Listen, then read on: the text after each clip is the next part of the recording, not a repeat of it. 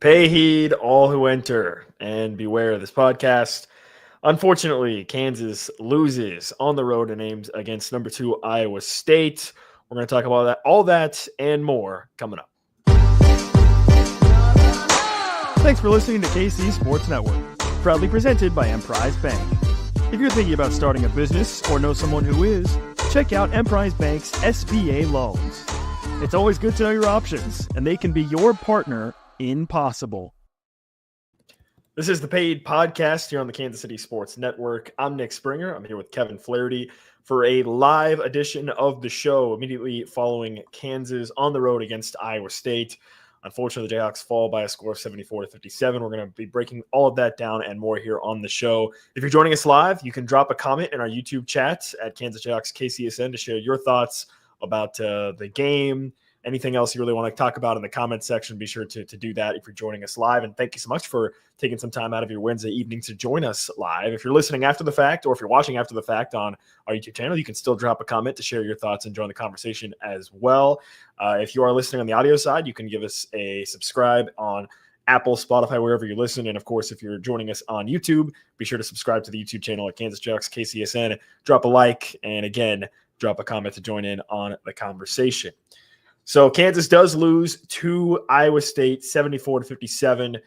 Kevin, before we really dive into the game, I wanted to start with what happened even before the game even tipped off earlier today, which is news breaking that one of Iowa State's better three-point shooters, one of the better players, Milan Momcilovic, suffered a hand injury. And actually they showed him on the broadcast with a pretty significant cast on his non-shooting hand. He suffered a hand injury, out for the game, and that actually caused some pretty big line movement if you're a betting person in the lines in favor of Kansas with Momcilovic not playing.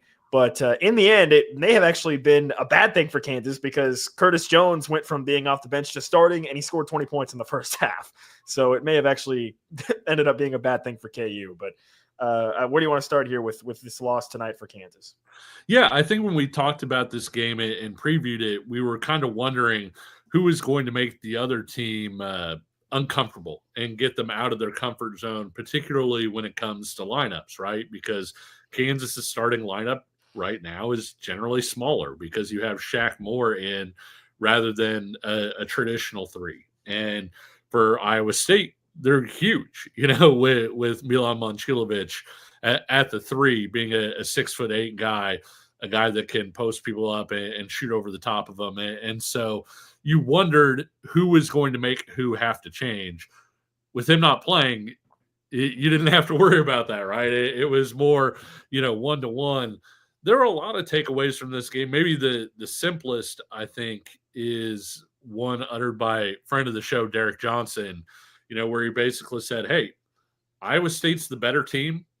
They're playing at home, and Kansas isn't playing well. And if Kansas was going to beat a better team playing at home, especially a home court advantage like Hilton has, you had to play well. You had to do the little things. You had to not turn it over. You had to not get out hustled for loose balls. And with Kansas not doing those things, that ultimately led to the result. The other thing that's kind of staggering, Nick, you take the final 2:09 of the first half and the final 3 minutes of the second half, so basically 5 minutes at the end of each half, essentially, Iowa State outscored Kansas over that time period 20-2.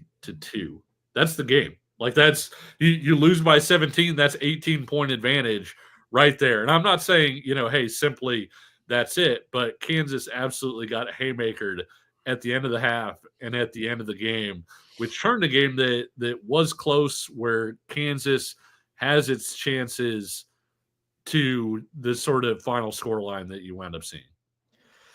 Yeah, I mean, there were two sequences. Well, a couple things that I wanted to say here. Number one is that Kansas ends up losing this game by 17. And even though they didn't play very well, this was still a very much winnable game for KU. I mean, it was a 57-52 game when Rylan Griffin pulls up for a three-point shot, towards the end of the second half. Like, it was still there. Like, Iowa State didn't really play very well either, but they were on their home floor. But this was still a winnable game, even though it's kind of funny to say that as they end up losing by 17 with Iowa State kind of running away late. But there were two real sequences to me, Kevin, that really stood out. And I think one of them really ties into your point about being outscored late in the games, which is Kansas is down 32-24 with just under 3 minutes left in the first half. You get back-to-back threes from Zeke Mayo and Rylan Griffin. It's 32-30 with about 2.5 minutes left. Yep. Then all of a sudden you have that chaotic sequence where DeJuan Harris looks like he's got a steal. The ball flies around. Curtis Jones hits a three. Then he hits another three from like way downtown. And you go from being down 2 to down 10, 40-30 at the half. Absolutely killer. The second sequence happened in the second half, not towards the end, but the second sequence was just as bad, where you give up an offensive rebound, and then with DeJuan Harris, this was with about 4:15 left in the game.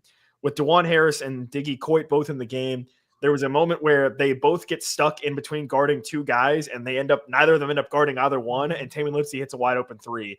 And you go from having a chance to secure a rebound off a missed free throw into giving up a three-point shot. I think that three from Lipsey made it 61-52 at that point. Yeah. Those two sequences to me were the ones that immediately stuck out to me, where it was like, man, I mean, you can't let that happen, right? If you're Hunter Dickinson, you can't give up that offensive rebound. And then if you're DeJuan Harris and Diggy Coit, you can't have that bad of a miscommunication right there to give up that wide open three. And then earlier in the first half, right, you got to find Curtis Jones. You knew he was the hot hand, and you got to find a way to not let him do something like that at the end of the half. And those are the two sequences that really jumped out to me immediately as, gosh, that really sucks. And those were two pretty pivotal sequences in the first half and one in the second half that both really, really hurt Kansas a lot. Yeah, the Lipsey sequence was part of sort of a 3 or 4 possession sequence that cost Kansas really a chance to stick around and apply game pressure to Iowa State. Iowa State was, if you remember right, they were up 57-52. There's kind of a little bit of a scramble play. Kansas gets the ball out to Rylan Griffin for an open three that would have cut the game to 2. Griffin misses it. Iowa State gets a point, off of a free throw. You come back down on your next possession. You're down 6. AJ Storr hikes up the really bad, defended three-point shot off balance early in the shot clock. You get stopped there, and then you have the Lipsey three off of the offensive rebound on the free throw. And so when you look at that sequence, that was and the reason you can circle these sequences, Nick, is Iowa State was the better team. They were. And so we're looking for sequences where, hey, Kansas needed to hang around in this way or that way. This needed to go their way in order for them to hang around in this one, and they didn't do it. And that's the bottom line with it. Credit to Iowa State. I was talking to you just before we came on. I thought before the game that Iowa State is maybe the best team in the country. They're certainly in that discussion, but I think if you played the NCAA tournament right now, Iowa State would have a terrific chance to win. I really think they're that good. And so Kansas needed to step up to that challenge. And while Kansas stepped up at times and was hanging around at times, and Iowa State didn't play, super clean either, threw the ball away some, Kansas didn't take advantage of the opportunities that it absolutely had to have. And I think you wound up seeing that in the final scoreline. And Iowa State, always good defensively, Nick. This year they have an explosive offense that can put points on you in a hurry and kind of add that space in there, and that's what we saw happen. Yeah, Leo Watts with this comment, Flory has to get way more minutes. I agree, but the one thing we talked about in the pregame show, the preview show, did kind of end up happening, which is Flory just kept fouling. He got in and picked up 2 fouls quickly early in the first half. I think there was a stretch in the second half where you could have argued he should have been playing a lot sooner, I think. But with the KJ Adams injury, my assumption is that Bill Self was really nervous about taking Hunter out and putting Flory in or something like that with basically having KJ Adams' status be sort of up in the air in the second half, to where maybe he didn't really want to do that. Because look, if both Flory and Hunter are in foul trouble or can't play and KJ Adams is out, I mean, you're looking at like AJ Storr being your 5 at that point, legitimately, right?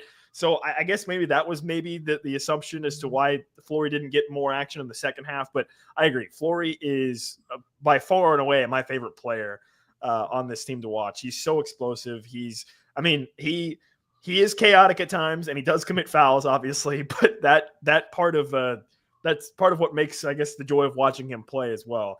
So I thought that was a good point from Levi as well. But I also think you could make the argument about him not playing as much in the second half as opposed to maybe what I would have liked to have seen.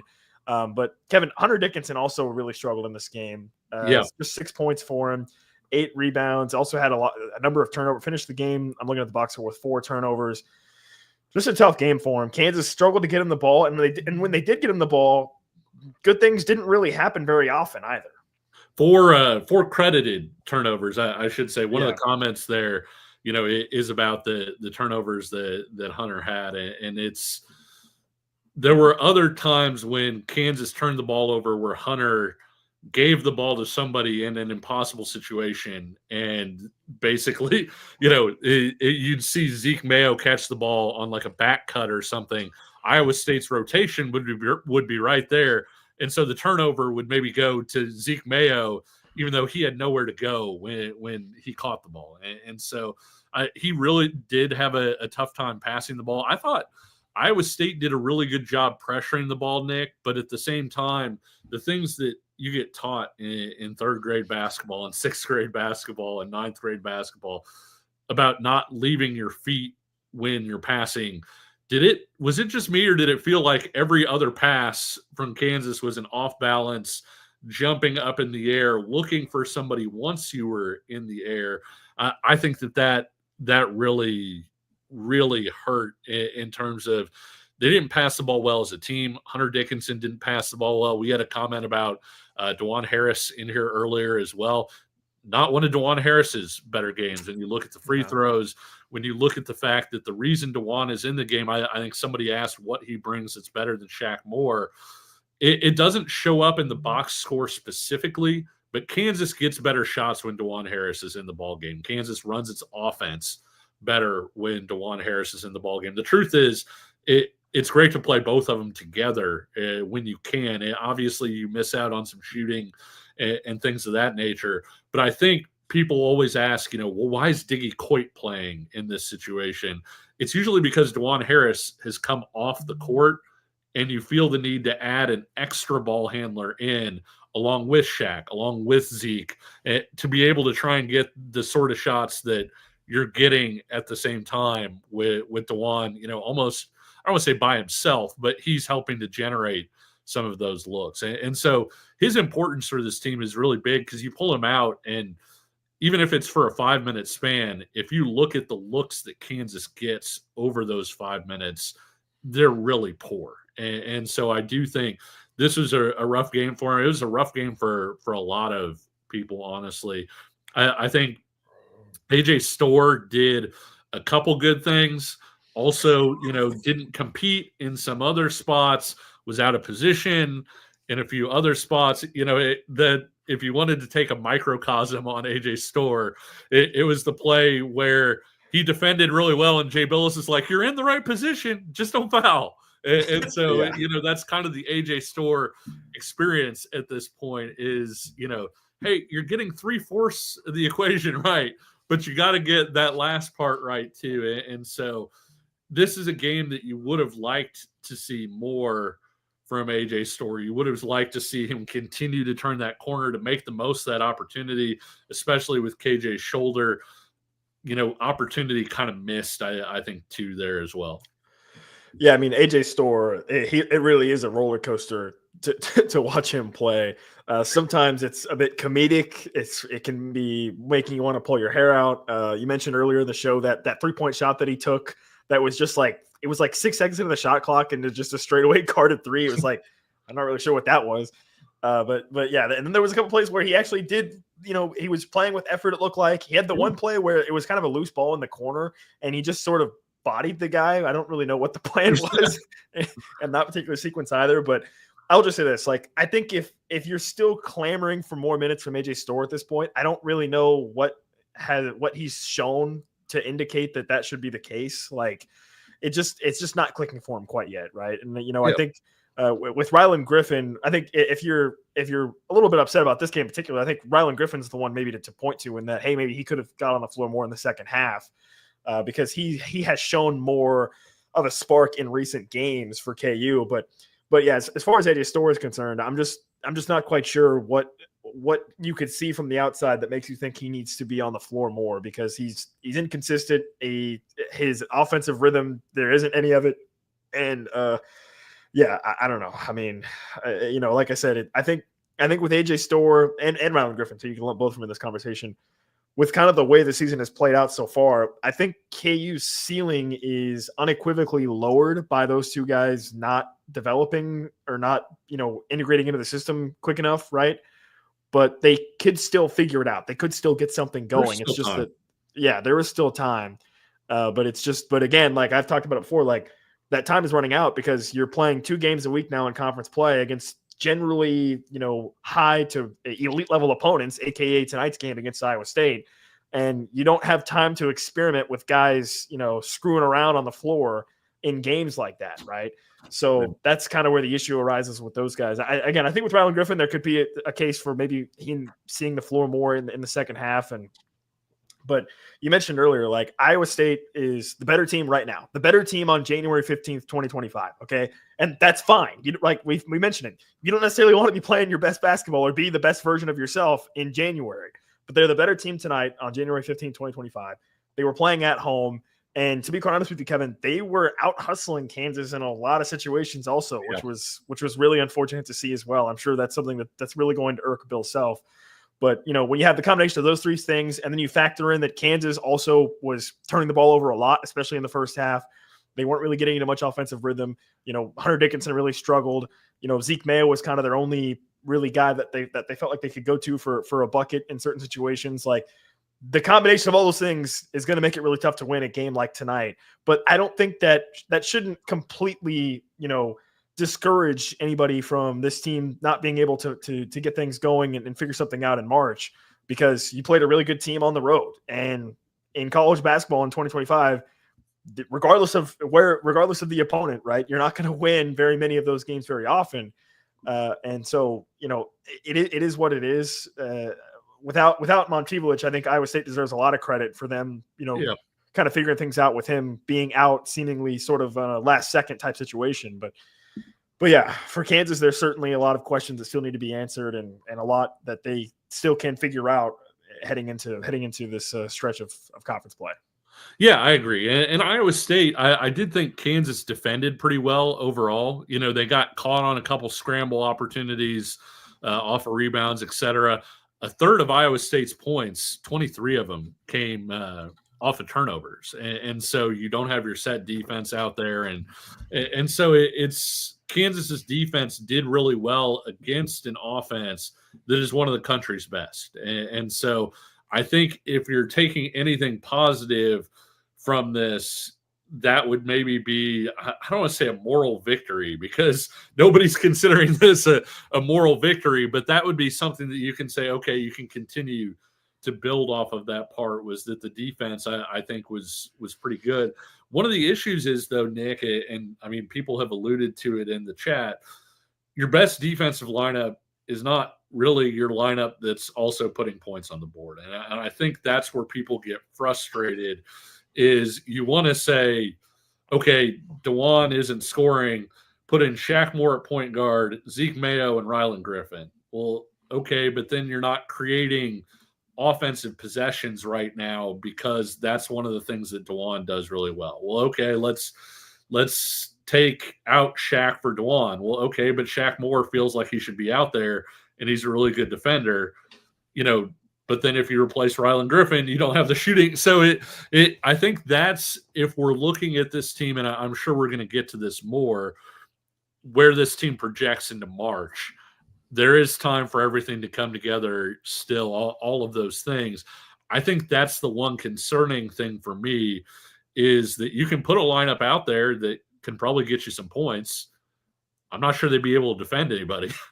And you can put a lineup out there that can defend people, but right now they're not putting the ball in the basket. And so I think, and as easy as it is to say mix and match, a lot of times when that happens, Nick, you wind up with a team that can't do either. And so at a high level, at least. And so I think that's the one thing that I look at where, man, it would be a great solution if an offensive player like a guy like AJ Storr, both his offense would come together and defensively it would click, because that would help with that transition. But as it is right now, I think that's one of the difficult things with this team. Yeah, this team has a bunch of different puzzle pieces that feel like they could fit together some way or another, but they haven't quite figured it out yet. Yeah. But you could find the missing piece of the puzzle to your wardrobe at homefieldapparel.com. Oh. That's right. You can shop homefieldapparel.com for over 30 plus Kansas items and over 130 other schools at homefieldapparel.com. I even think they've got Iowa State. So for some Iowa State fans who have jumped in the live chat here on YouTube, you could shop over at homefieldapparel.com. And listen, there's no shame in getting a little bit of a discount. You could use the promo code PAYHEAT24, 15% off your first order. Even in a loss, I'm still repping the Pay Heat shirt here from Home Field Apparel. So even though KU lost, I look good in my Home Field Apparel shirt. So that's a bonus. And you can do the same by shopping at homefieldapparel.com. Once again, that promo code is PAYHEAT24, 15% off your first order. We're going to be talking more Kansas basketball in just a moment. Looking for tickets for your next event? Tickets for Less is your #1 source. Save big on every purchase when you use promo code KCSN at ticketsforless.com. This is the Paid Podcast on the Kansas City Sports Network, a live edition on this Wednesday night. Thanks so much for joining us. I'm Nick Springer here with Kevin Flaherty. If you're joining us live tonight on YouTube at Kansas Jayhawks KCSN, be sure to drop a comment, as many of you already have. So thanks so much for joining us and joining our live chat here tonight on YouTube. If you're joining after the fact, you can still drop a comment to share your thoughts, and be sure to subscribe, like the video, and subscribe to the channel at Kansas Jayhawks KCSN. If you're listening on our audio platforms, you can still subscribe and also leave us a 5-star rating and review wherever you get your podcasts as well. Let's continue that conversation, Kevin, about sort of the missing, or I shouldn't say missing, but the pieces of this team that feel like they should fit together in some way or another, but they just can't quite figure it out. I thought you made a great point there before the break of, it feels like you can have a lineup out there that's going to get you some defensive stops, but maybe he's going to struggle a bit more offensively. You can put out a lineup that's going to score more points, but not get stops. But that it doesn't seem like Kansas has quite found that balance yet of a lineup that can do both ends, right? And we talked about it with Flory and Hunter on the floor at the same time. And early about midway through the first half, we did see that lineup with Flory and Hunter on the floor at the same time, and it worked. It worked pretty well. And I think any lineup with those two guys on the floor at the same time, I think, can be effective. But again, you run into the issue of, as long as Zach Clements is out, you don't have any other bigs that can get on the floor, right? I mean, we even saw KJ Adams be the 5-man for a few minutes there at one point in this game tonight against Iowa State. So I don't know. It's hard to kind of figure out where Kansas needs to go. I mean, you look at DeJuan Harris, who we've talked about here tonight, and sort of his play and what he brings, what he has been lacking at times. But I will say this. Even with the way DeJuan Harris played, which he didn't play very well tonight, like the turnovers really hurt Kansas in this game. Yeah. There's no doubt about it. And a lot of live ball turnovers, but also, Nick, just a lot of turnovers that killed any chance at momentum or stacking positive possessions. The thing that happens when you turn the ball over, it's not just, I mean, it stinks when you turn the ball over and the other team takes it for a bucket the other way, obviously. But even on a dead ball turnover, that's a shot you're not getting. That's a potential offensive rebound you're not getting. That's a potential foul you're not drawing. And so all of those things, you're really letting the defense off the hook. And I thought at times Iowa State kind of sold out to try and get those turnovers in an area where if Kansas had executed, there were maybe shots to be had in some of those situations, and Kansas didn't execute. And credit to Iowa State for speeding Kansas up on that one. To your point, I think that 4 spot is the one that a lot of people circle, right? And I think one of the issues with playing somebody who's more of a scorer next to Hunter Dickinson is Hunter Dickinson needs a 4 next to him who can fly around defensively, who can rotate quickly and help cover Hunter Dickinson. Otherwise, you guys saw the Gonzaga game last year when Kansas just got cut and picked apart and high screened to absolute death. And so you have to have a defender out there when Hunter Dickinson's out there. And if you just say, hey, fine, take Hunter Dickinson out, well, then a lot of your scoring is gone. And so there are some tough choices you need to make. I think it doesn't necessarily need to be KJ, although KJ's defense and energy level, are certainly good next to him. I think we've seen Fleury do some really great things in that spot. But to your point, Nick, it's something that almost feels like it's a second half thing, because in the first half, it hurts you so much to get Fleury in early foul trouble. And so the last thing you want to do is have both of your centers with Zach Clements out on the court at the same time in a situation where both of them can get into foul trouble like we saw happen tonight. And so Fleury gives him something at the 4. Again, ideally, we'd love for AJ Storr to be the guy who scored 17 a game at Wisconsin and pick it up defensively, where you're getting both, where you're getting a guy that can rally around defensively, protect Hunter to some extent defensively, while also being a guy that can score on the other side. I really think, the Fleury lineup in the second half seems to work. Nick, if AJ Storr doesn't start getting it, I want to ask you this question. At what point do you start considering going really small on the other end and possibly going with like Rylan Griffin as your 4, as a guy who does defend and a guy that does give you some shooting and potentially floor spacing? I mean, look, we talked about it before. This team with KJ Adams playing the 5 for a whole year was a 1 seed. Yeah. Right, in the NCAA tournament. So I don't really hate that idea as sort of a last resort of going, super small and running out Rylan Griffin at the 4 with like DeJuan, Zeke, and Shaq all out there at the same time. It's just one of those. It's just that really, to me, comes down to your opponent, right? Like you're not going to be able to, like, you couldn't utilize that tonight, right? I mean, with Iowa State running out, multiple guys that are 6'9" plus generally most of the game, that's something you can't do on a night like tonight. But it is something that is somewhat intriguing as a potential possibility. But at this point, I think Bill Self, especially in the second half, was really just throwing stuff out there and was trying to see what could stick, right? Yep. So that's really what it kind of came down to in the second half as well. So it's tough to really win a high level basketball game if that's what you're doing. In terms of, trying to throw something out there to see if it'll stick in the second half of this particular game. So it's hard to say, right? I mean, it's the one positive I will say this is Zeke Mayo. We talked about it when KU struggled in back-to-back losses on the road with Missouri and Creighton. Zeke Mayo was tentative in those games, was not assertive, and it really hurt Kansas. And we've seen him now since then be assertive at home. But I kind of still held this question in the back of my mind of, well, what's he going to do in a true road game, especially in a game like this? Well, he showed up, right? I mean, 17 points for him. He played a solid game. Ends up going 3 of 9 from 3, which is not great, but, it is what it is. Kansas ends up going 5 of 16 as a team from 3. The other thing I think that really, really hurt Kansas in this game, Kevin, and this was sort of a double whammy, so to speak, a wombo combo of issues.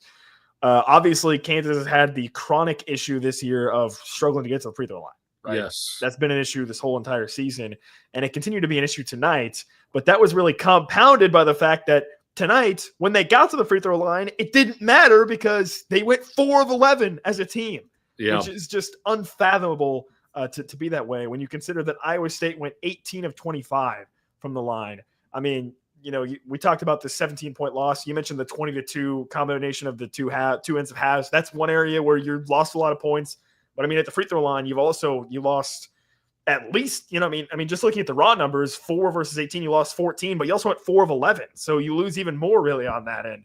So multiple areas in which Kansas lost big time in this game, sort of on the margins, I guess, so to speak, in a game where, like I said, it was a 5-point game with maybe 6 minutes left when Rylan Griffin hits or attempts that 3-point shot, and then it just kind of goes downhill from there. Iowa State shot about 25% or so better, Nick, from 3 than Kansas did from the free throw line. And that's never going to be the formula to win a game against a top 5 team on the road when they're shooting 61% from 3 and you're shooting 36% from the free throw line. And so that turnovers might have been the biggest issue. Certainly getting blitzed at the end of both halves didn't help either. But it's really tough to win games when you shoot like that on your charity shots and the other team is just lighting it up from deep like that. Obviously, Kansas didn't shoot super well from deep either. Some of the Zeke stuff, I think going 3 for 9 from 3 is a little, I don't want to say misleading, but he was taking some tough shots to try and get them out of some tough offensive positions. And so I do think that he maybe, took a couple looks there that weren't the sort of looks that were real high percentage just to try and get something up. But yeah, to your point, if you aren't getting to the free throw line, you at least have to make the most of your trips when you do get there. And Kansas got kind of clocked all around the board. It's funny, both of us troll a little bit on Twitter from time to time. I don't mind saying somebody tweeted out something. I think Kansas had 8 turnovers, and then Iowa State committed their 9th. And I almost tweeted out, see, Iowa State is beating Kansas and everything. Just as a joke. But in all seriousness, it did really feel like one of those things where Kansas was kind of beaten across the board. Yeah, they ended up losing by 17, 74-57. But again, I think if you zoom out to the big picture, like you played the number 2 team in the country, who maybe is the number 1 team in the country, really, on the road in an environment that is known for being incredibly hostile. I mean, those Iowa State fans, they are just so exhausting, man. They just boo everything. It's unbelievable. I don't understand. I mean, if there's Iowa State fans that are in the live chat right now, I'm sorry. I just don't get it. I honestly find it amusing. Like I think it's terrific. I enjoy going to the Big 12 tournament, and like the Iowa State fans just absolutely bringing the booze for an entire weekend. I love it. I've got nothing against it. I'm not saying I do either. It's just to me, it's honestly unbelievable, like how relentless they are and how constantly it's just. I mean, anything that goes against them, immediate booing. We did unfortunately have to also endure a couple camera shots of fake Jim Carrey also, which I was annoyed by. I was like, I don't really need to see that guy anymore. But yeah, I mean, like I said, it's one of those things where it's like, I mean, credit to them for bringing that energy, every time, booing all the time. But yeah, so back to that big picture thing, like, yeah, you lost to potentially the best team in the country on the road in what is a very hostile environment in January. Like, I'm not going to sit here and want to burn this whole thing down, right? Like, I see people saying, hey, didn't expect to lose by nearly 20 points. Again, I think people are going to look at the final score and think this was a blowout. I'm not really viewing it that way. Like, Kansas was in the game for a good majority of it. Now, they obviously faded late, which is something you could have a legit criticism with of, hey, look, down the stretch, you kind of fell apart. But like, they were in the game for 35-ish minutes, probably. I mean, like I said, it was a 5-point game with a chance to hit a 3 to cut it to 2 at one point, late in the second half. So I don't know. I think if you're just looking at the final score, that's kind of a bit short-sighted, really. But yeah, beyond that, there's still plenty of time. I think Bill Self can still figure some things out with how this team is. With Hunter Dickinson, I think the criticism for me of Hunter Dickinson is, and this has been something even going back to last year, is I think if you're Hunter Dickinson and you want the spotlight on you, which I think Hunter Dickinson does, I think he wants the spotlight to be on him. He wants to be the guy with the target on his back. If you're going to be that guy, you got to show up. You got to make big plays. You got to leave it all on the floor and show some hustle. And there's been more times than not where sometimes it's hard to say if he's really doing that as much. So that's the criticism I'd have on Hunter Dickinson. But obviously, I would take him at this point over any other option KU could get, because the guy's is a legit All-American. Like he's a legit All-American who could go out and get you 20 and 15 on any given night. Maybe he's been a bit more inconsistent of late, but absolutely I'm taking him anytime over the course of this year for KU. So I kind of want to put that idea to bed, is that I would definitely take him. But in terms of figuring out how Kansas moves forward, when you look at this team, Kevin, I mean, does this game really change your big picture opinion? No, not necessarily. Kansas had 3 of its better games this season heading into this. And I know some people will talk about, caliber of competition. UCF's not nearly as bad as Kansas made UCF look. Cincinnati was a team that Kansas absolutely shut down. And I think when you look at how the defense is played, and even in this game, how the defense played, Iowa State finished with like 1.04 points per possession while getting 23 points off KU turnovers. So like the defense was not the issue. And I think, Nick, the defense plays. And so from a long-term perspective, like we're talking about projecting things forward, I think you feel like you're going to be pretty good defensively. The key now is to figure out the little things that you need to do to start putting the ball in the basket. I know that sounds like a ridiculous way to put it, but is it 5 more Rylan Griffin minutes here or there? Is it, hey, you're going to play AJ Storr more at the 4 specifically to try and get him opportunities? I'm not sure what the answer is, but I do think that the defense for like the 4th straight game had some real highlights to it. And so I saw somebody say that the KU team's gotten worse. I don't actually think so. I think that this is a team that's actually gotten better over the past couple weeks or so. This is a game that, quite frankly, without that defense, Kansas might have gotten clocked. And quite frankly, Nick, if this game was played on the schedule when KU played Missouri, like this is a game that KU would have lost by 30 and would have absolutely gotten just cold cocked. And so I do think they're trending in the right direction. Now, does that mean that they can get to a spot where, hey, you feel good about this team beating anybody in the country? They beat Duke, but what was the thing that happened against AJ Storr? Played and scored 11 points and played good defense. And so, and to your point from earlier, Nick, I think you put it really well in that you're not just going to have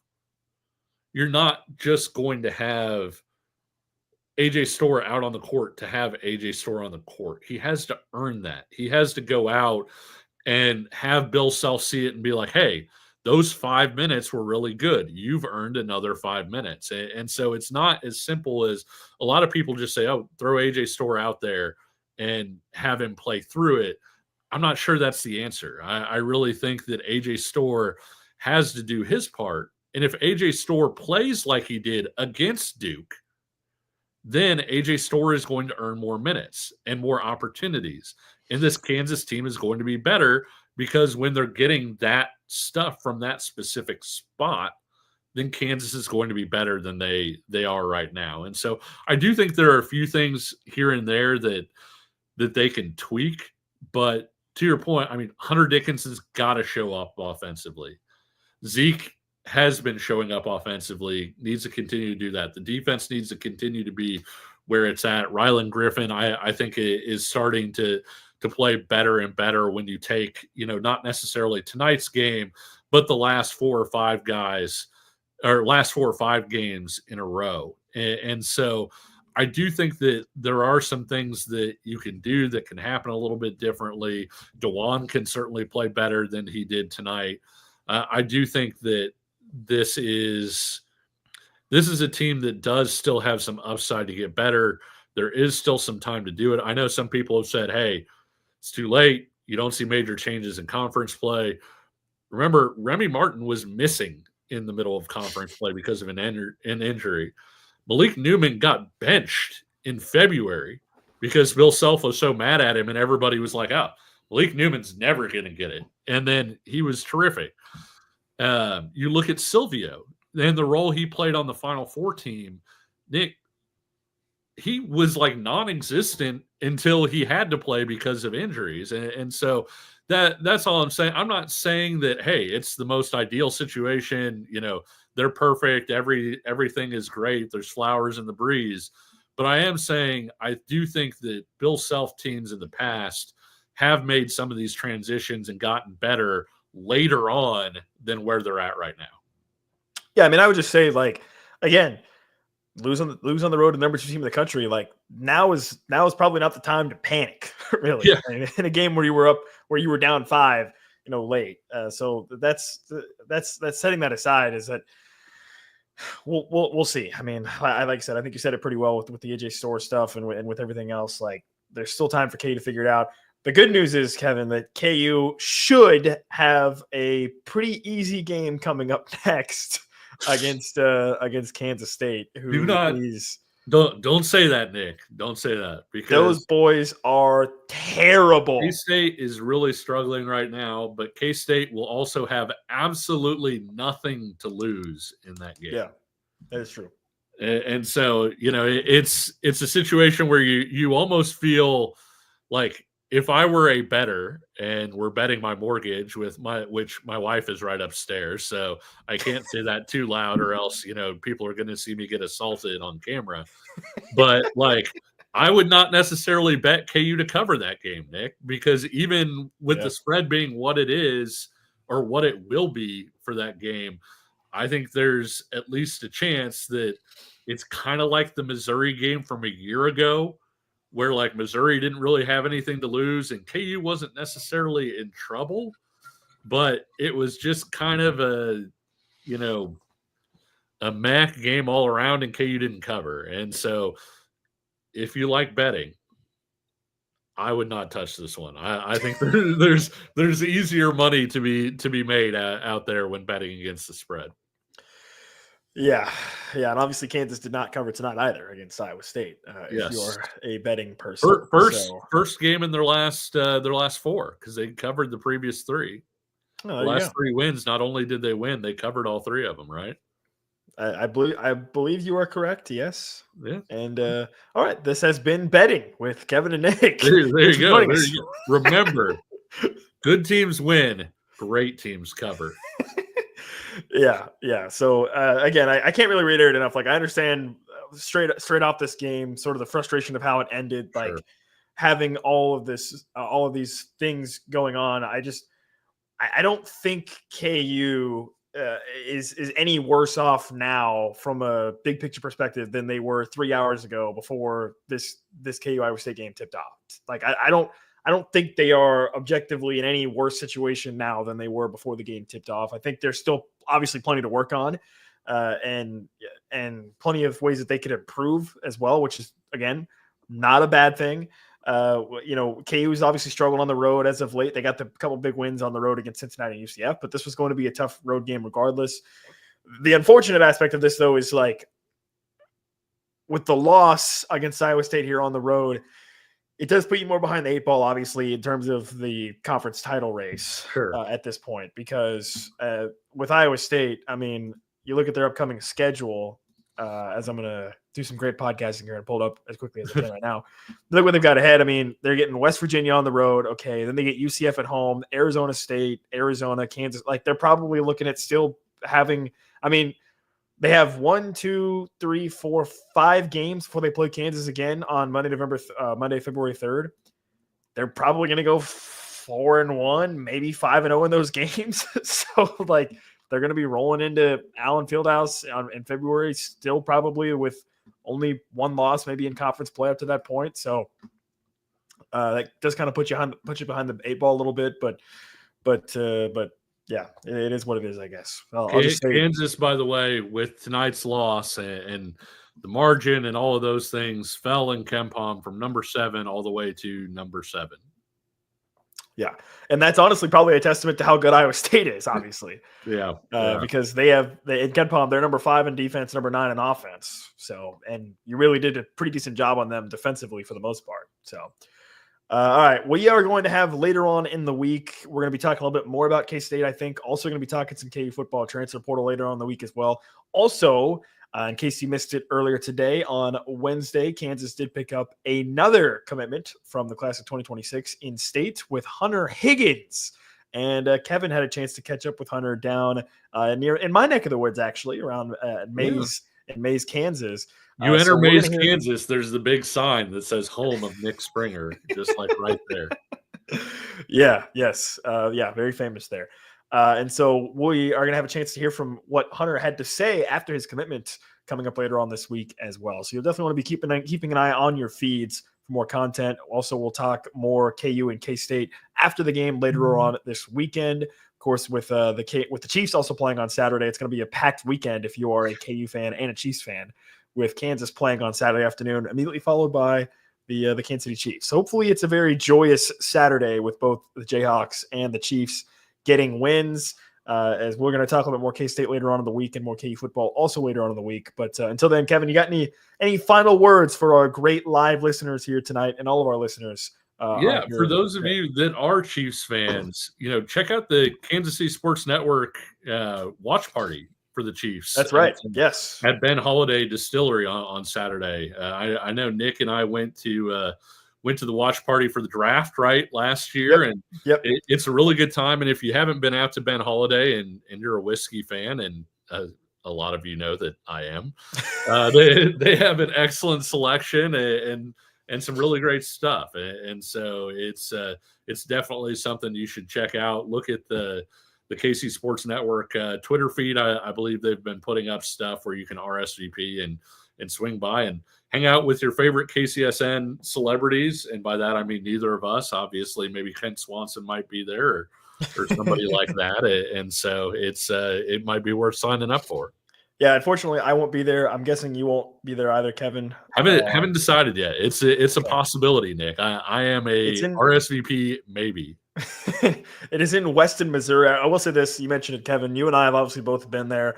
They have a beautiful, beautiful distillery with this great event space area. It's really incredible to go out there.